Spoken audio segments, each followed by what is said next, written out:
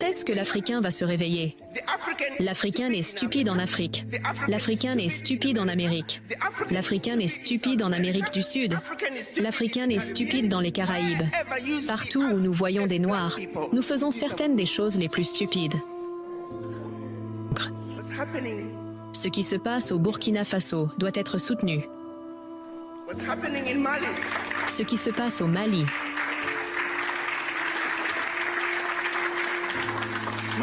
doit être soutenu. Ce qui se passe au Niger doit être soutenu. Si vous vous souciez un tant soit peu de notre avenir,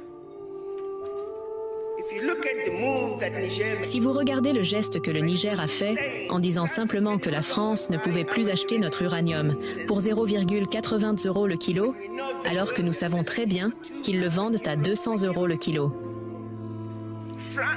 Le Niger réalisait environ 1 milliard grâce à la vente de son uranium par an, tandis que la France réalisait près de 300 milliards.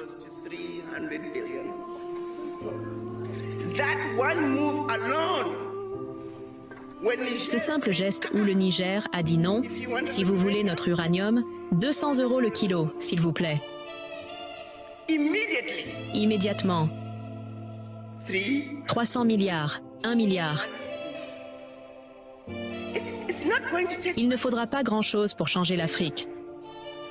Nous avons ce qu'il faut. S'il y a une chose dont nous sommes très chanceux, c'est que nous sommes dotés de tout ce dont le reste du monde a besoin. La vérité est que nous n'avons pas besoin du monde. Le monde a besoin de l'Afrique.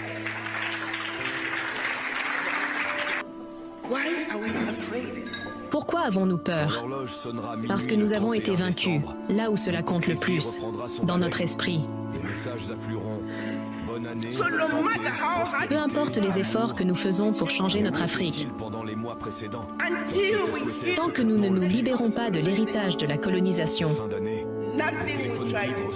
rien de ce que nous ferons ne réussira. Si nous ne nous libérons pas de cet héritage, nous continuerons d'être utilisés comme instruments de notre propre destruction. Qui sommes-nous en tant qu'Africains?